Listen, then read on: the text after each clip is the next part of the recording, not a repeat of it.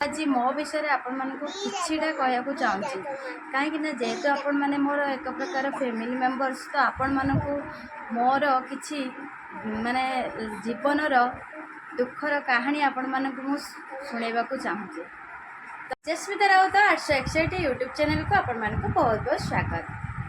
Hello सांग मैंने जय जगन्नाथ आपण मैंने केमती अच्छा आशा कर निश्चित भल थे।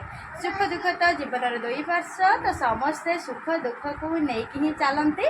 तो आज न्यू ब्लॉग को आपण मानक बहुत बहुत स्वागत।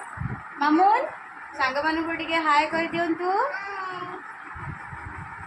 जय जगन्नाथ सांग मैंने आउ कह दियो आपण मैंने केमिति अछंती भल अच्छी तो आम भिडियो रे शेष जाए जोड़ी ही रुहतु। भिडियो भल लगे लाइक कर दिंतु, चैनल को सब्सक्राइब कर दिंतु। मामन कह दियो टिके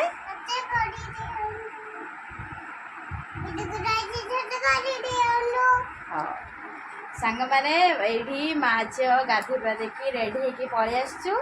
तो आज रोसे स्टार्ट करी जेहेतु आज गुरुवार तो कौन रोसे करवा सकाଳେ चलतु। आज बाड़ी की जीवा कौन शाग होती कौन होती मामुन बहुत शाग प्रिय। तो मामुन कहे मामा चल शाग तोलिक आनिबा। तो चलतु आम बाड़ी की आपण मान सहित बाड़ी भी सेयार करी कौन कौन से करी आपण मान सब देखी चलतु जी। मामुन ये पाछिया धरिकी चलला मामुन नाई ना ना तमें छुरी धर नहीं तुम टिकी पिला चल आम बाड़ी की जीवा तुम सहीटा धर मुझा धरवि चल शाग काटिके आनिबा। चलु सीधा बाड़ी की। मामुन केमती मुंडे की चलती देखु। फाइनाली आसिकी बाड़ी रे पहुँची गली। एबे शाग काटिबा। केते सारा शाग होइछि सांग माने देखंतु। एइटी शाग मंदा एइटी एबे मु शाग काटिबी। आपण देखछ ना केंते होउछि केतिकी शाग काटी आनली। एते सब शाग काटी आनली सब मिक्स शाग लेउटिया मारिच पत्र पोई पत्र सब मिसई के पूरा काटी आनली। सकाळ 8टा मात्र होइछि देखन सब माने केते सारा खरा कलानी। खरार तो पूरा जा होउछि पूरा भारी विरक्तिया चिचिड़ा फिल होउछि। एइटी देखंतु केंदिया खरा आसले तो ए घर को चलतु टे फैन पाखे रहिला टे जीवन पशि जाउछि। आज्ञा मामुन एबे ब्रेकफास्ट करके बही धरिके पशिगला। मामुन मामुन आउ कौन पढ़ुच पढ़ी शुणे देल टिके हाँ कह एप्पल ए फॉर बॉल ना ए फॉर एइडा ए फॉर एप्पल कौन करती मामा खाती। बी फॉर कह बॉल बॉल बॉल कौन करती गुड़ मारी खेलती। हाँ बॉल माने पेंडू सी फॉर कैट कैट माने कौन बिल्ली।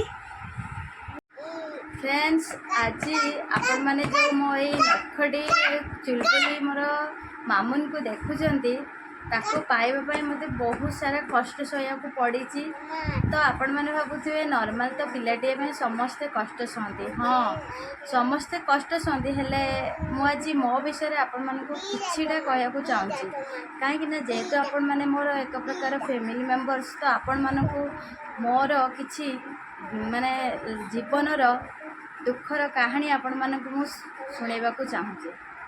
तो मुझे जानी आपण मैंने मत खराब भावे कि भल भावे कौन शुणिकी भावे। तो समस्ते सब हसुवा मनीष तो समस्त जीवन में खुशी न थाए जी जोटा चाहे मैंने सबू जिनस समस्ते अति सहजरे कहीं भी एटा पाई पारंती नहीं। पाइबापी बहुत किसी कष्ट सहवाक पड़े।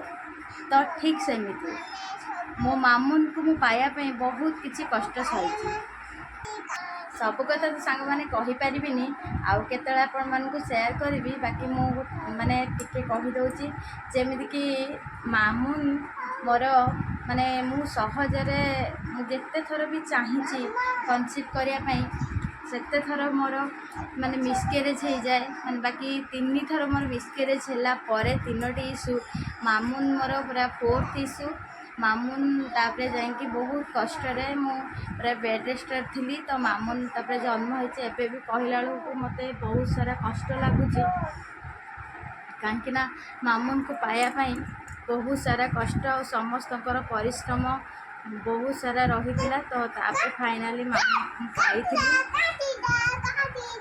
ତ କିଏ କୁହନ୍ତି ମାମୁନ ଯେତେବେଳେ ଜନ୍ମ ହେଇସାରିଲା ପୁଅଟେ ହେଇଥିଲେ ଭଲ ହେଇଥାନ୍ତା, ବାକି ସେମାନେ କୁଆଡ଼ୁ ବୁଝିବେ। କେବଳ ମୋ ଭଗବାନ ଆଉ ମୁଁ ହିଁ ଜାଣୁ ଝିଅଟିଏ ହଉ କି କ'ଣ ହଉ, ମାନେ ମାଆ ହେବାର ମହତ୍ତ୍ୱଟା କ'ଣ। ତ ମୁଁ ମାମୁନକୁ କେତେ କଷ୍ଟରେ ପାଇଛି ସେଇଟା କେବଳ ମୋ ପ୍ରଭୁ ରାଧା ମାଧବ ହିଁ ଜାଣିଛନ୍ତି, ଆଉ କେହି ବି ବୁଝିପାରିବେନି। ଗୋଟେ ମାଆ ପାଇଁ ଗୋଟେ ସନ୍ତାନର ମାନେ କ'ଣ ତାର ମହତ୍ତ୍ୱ, ମାନେ ମାତୃତ୍ୱ ଲାଭ କରିବା ପାଇଁ ସେ କ'ଣ କରିପାରେ, ମୋତେ ଆକ୍ଚୁଆଲି ମାନେ ଚାହୁଁନଥିଲି କିଛି ଏ ବିଷୟରେ କହିଲା ବେଳକୁ। ସତରେ ମୋତେ ସେତେବେଳେ କଥା ମନେ ପଡ଼ିଲା। ଅବଶ୍ୟ ସେତେବେଳର କଥାରେ ଆଉ କିଛି ବି ମାନେ ନାହିଁ, ଯେହେତୁ ଯେଉଁଟା ବିତି ଯାଇଛି ସେସବୁର କିଛି ବି ମାନେ ନାହିଁ। ପୁଣି ବି ସେ କଥା ମନେ ପକାଇଲା ବେଳକୁ ଗୋଟେ ପିଲାଟିଏ ପାଇଁ ମୁଁ କେତେ ତରସୁଥିଲି, କାନ୍ଦୁଥିଲି। ସେତେବେଳ କଥା ମନେ ପକାଇଲା ମୋତେ ବହୁତ ସାରା କଷ୍ଟ ଲାଗୁଛି। ଏବେ ବି ସେ କଥା କହିଲା ବେଳକୁ ମୋ ଆଖିରେ ଲୁହ ଆସିଯାଉଛି। ତ ମାନେ ଯେମିତିକି ଭଗବାନ ମୋର ପରୀକ୍ଷା ନେଉଥିଲେ କି କ'ଣ, ଫାଇନାଲି ମାମୁନ ଆସିଲା। ତ ଝିଅଟିଏ ହଉ ପଛକେ ମୋ ଜୀବନର ସେ ମାନେ ଯେମିତିକି ଆଲୋକର ବତୀ। ତ ମୁଁ ପୁଅ କି ଝିଅ କିଛି ବି ଭାବୁନଥିଲି, ବାସ୍ ମାତୃତ୍ୱ ଲାଭ କରିବା ମୋର ଗୋଟେ ମାନେ ଥିଲା ଲକ୍ଷ୍ୟ। ତ ଫାଇନାଲି ମାମୁନ ମୋ ଲାଇଫ୍ରେ ଆସିଲା। ମୋତେ ବହୁତ ହି ଦୁଃଖ ଆଉ ସୁଖ ମୋତେ କିଛି ବି ଫରକ ପଡ଼ୁନି। ଆଉ ମାମୁନ ତା ବାବାକୁ ମଧ୍ୟ ଆମେ ତ ସେମିତି କିଛି ବି ଭାବୁନୁ। କେହି କହୁଛନ୍ତି ପୁଅଟିଏ ହେଇଯାଇଥିଲେ ଏକାବେଳେ ଭଲ ହେଇଥାନ୍ତା, ଏତେ ସାରା କଷ୍ଟ ସହିଥିଲି, ହେଲେ ସେ କୁଆଡ଼େ ବୁଝିବେ। ପୁଅ ହଉ କି ଝିଅ ହଉ, ବାସ୍ ମୋର ତ ଗୋଟେ ଲକ୍ଷ୍ୟ ଥିଲା, ବାସ୍ ମାଆ ହେବାର ଥିଲା। ତ ଭଗବାନ ମୋତେ ଯାହା ଦେଇଛନ୍ତି ସେଇଟା ହିଁ ଭଲ, ଝିଅ କ'ଣ ପୁଅ କ'ଣ ମୁଁ ତ କିଛି ବି ଭାବିନି। ସାଙ୍ଗମାନେ ଏଇସବୁ ପ୍ରୋବ୍ଲେମ୍ ଯେତେବେଳେ ମୁଁ ଫେସ୍ କରୁଥିଲି, ମୁଁ କ'ଣ କହିବି। ବାପ ଘର ଲୋକ ମାନେ ବିଶେଷ କରି ମୋ ଭାଇ ବହୁତ ହିଁ ଟେନସନ୍ରେ ରୁହନ୍ତି, ଯେମିତିକି ମାନେ ବହୁତ ସାରା କ'ଣ କେମିତି ହେବ, ଟ୍ରିଟମେଣ୍ଟ ବଗେରା କେଉଁଠି କରିବି, କେଉଁ ଡକ୍ଟର ଦେଖା କରିବି, ବହୁତ ହି ଟେନସନ୍ରେ ମୁଁ ରହୁଥିଲି। ତ ଶାଶୁଘର ଲୋକଠୁ ବାପ ଘର ଲୋକ ସମସ୍ତଙ୍କ ମାନେ କହୁଛି ସହଯୋଗ ପାଇଁ ମୁଁ ଯାହା ହଉ ଫାଇନାଲି ମୋ ଗେହ୍ଲା ମୋ ଲାଇଫ୍ରେ ଆସିଲା। ତ ସେ ମୋ ଅନ୍ଧକାରକୁ ମୋର ଏକଲାପଣକୁ ଦୂର କଲା। ସତ କଥା, ଏହିସବୁ ଦୁଃଖ କଥା କହିକି ଆପଣଙ୍କ ମନରେ କଷ୍ଟ ଦେବାକୁ ଚାହୁଁନଥିଲି, କି ବିତି ଯାଇଥିବା କଥା ବି ମୋର ମନେ ପଡ଼ିଲେ ମୋତେ ବେଶୀ କଷ୍ଟ ହେଉଛି। କାରଣ ମାମୁନ ମୋ ପାଇଁ କ'ଣ ସେଟା ମାନେ ମୁଁ ଭଗବାନ ହିଁ ଜାଣନ୍ତି, ମୁଁ ଜାଣନ୍ତି। କାରଣ ମୋ ଏଇ ଯେଉଁ ଅନ୍ଧାରର ଜୀବନରେ ମାମୁନ ହେଲା ମୋ ଆଲୋକର ବତୀ। ମାମୁନ ମୋ ପାଇଁ ଆଉ ତା ବାବା ପାଇଁ। କାରଣ ବିନା ପିଲାରେ ଘର କେମିତି ଲାଗେ, ମାନେ ବିନା ଛୁଆରେ ଘର ପରିବାର କେମିତି ଲାଗେ ଆପଣମାନେ ନିଶ୍ଚୟ ଜାଣିଥିବେ। ତ ସାଙ୍ଗମାନେ ଆପଣମାନେ ମୋତେ କେହି ବି ଖରାପ କମେଣ୍ଟ ଦେବେନି, ଯେହେତୁ ଆପଣମାନେ ମୋର ଫ୍ୟାମିଲି ମେମ୍ବର୍ସ ଭଳିଆ ମୁଁ ଆପଣଙ୍କୁ ଭାବୁଛି। ତ ମୋ ବିଷୟରେ କିଛି ଆପଣମାନଙ୍କ ସହିତ ସେୟାର କଲି। ମାମୁନ ସତ କଥା, ପୁଅ ହଉ କି ସେ ଝିଅଟିଏ ହଉ, ମୋର କିଛି ବି ମ୍ୟାଟର୍ କରୁନି ମୋ ପାଇଁ। ବାସ୍ ଭଗବାନ ସତ କଥା ତାକୁ ମୋ ଜୀବନରେ ଆଣିଛନ୍ତି, ମୋ ମାନେ ଯେଉଁ ଅଧୁରାପଣକୁ ପୁରା କରିଛନ୍ତି। ମୋତେ ବହୁତ ହିଁ ଖୁସି ଲାଗୁଛି, ବହୁତ ହିଁ ମୁଁ ଧନ୍ୟବାଦ ଦେଉଛି। ଆଉ ତା ପାଇଁ ଅବଶ୍ୟ ମୁଁ ଟିକେ ଚିନ୍ତିତ ରହୁଛି, କାରଣ ସେ ଠିକ୍ସେ ଖାଇବା ପାଇଁ କରୁନି। ମାନେ ମୁଁ ଯେତେ ପ୍ରକାର ତା ପାଇଁ ଚେଷ୍ଟା କରୁଛି, ଯାହା କରୁଛି, କ'ଣ ହେବ ଭଗବାନ ହିଁ ତା'ର ବାବା ରାଧା ମାଧବ ତା'ର ପ୍ରାଣଦାତା ଜନ୍ମଦାତା, ସେ ହିଁ ଜାଣନ୍ତି। ତାଙ୍କ ଉପରେ ମୁଁ ଛାଡ଼ି ଦେଇଛି, ଯାହା ହେବ। ସାଙ୍ଗମାନେ କ'ଣ କେମିତି ଟ୍ରିଟମେଣ୍ଟ ହେଇଥିଲି ଆଉ କେଉଁ ଡକ୍ଟରଙ୍କ ପରାମର୍ଶ ନେଇଥିଲି, ତ ତାପରେ ଯାଇକି ମାମୁନ ମୋ କୋଳରେ ଜନ୍ମ ନେଇଥିଲା। ତ ଆପଣମାନଙ୍କୁ ପଛରେ କେବେ ସେୟାର କରିବି, ତ ପରେ କେବେ। ତ ଆପଣମାନେ ସେଇ ଅପେକ୍ଷାରେ ରୁହନ୍ତୁ। ଆଉ ଗୋଟେ ଭିଡ଼ିଓ ମୁଁ ନିଶ୍ଚିନ୍ତ ଆଣିବି, ମୋ ବିଷୟରେ ପୁରାପୁରି ଭଲ ଭାବରେ ଆପଣମାନଙ୍କୁ କ୍ଲିୟର କରିକି କହିବି। ତ କେମିତି କ'ଣ ସବୁ ହେଲା ମୋ ସହିତ। ତ ଏବେ ମୁଁ ମାମୁଁଙ୍କୁ ଭୋକ କଲାଣି, ମୁଁ ଯାଉଛି ରୋଷେଇ କରିବା ପାଇଁ। ତ ରୋଷେଇ କରିକି ମାମୁଁଙ୍କୁ ଖାଇବାକୁ ଦେଇ ସାରିଲା ପରେ ମୁଁ ଆଉ କେବେ ନେକ୍ସଟ ଭିଡ଼ିଓରେ ଆପଣମାନଙ୍କୁ ଏସବୁ ବିଷୟରେ। ଆଜିର ଲଞ୍ଚ ଆମର ଭାତ, ତା ସହିତ ମୁଗ ଡାଲି, ତା ସହିତ ବାଡ଼ିରେ ଲେଉଟିଆ ଶାଗ ଆଉ ଆଳୁ ଚୋଖା। କେମିତି ଲାଗୁଛି? ହଉ, ବାଡ଼ି ଶାଗ ପୁରା ଟେଷ୍ଟ ଲାଗୁଥିବ ଆଉ। ତମ ପରିଶ୍ରମର ଫଳ। ତମେ ୟାକୁ କରିଛ, ମାନେ ବନେଇଛ, ଖାଉଛ ଆଉ। ମଞ୍ଜି ତମେ ଆଣିଥିଲ, ସବୁ ତମ ପରିଶ୍ରମର ଫଳ। ହଉ ଖାଇଦିଅ, ମୁଁ ଯାଏ ଦେଖେ ମାମୁନ କ'ଣ କରୁଛି। ଆକୁ ଖାଇବାକୁ ଦେଇଦେଲି, ମାମୁନ ଏଠି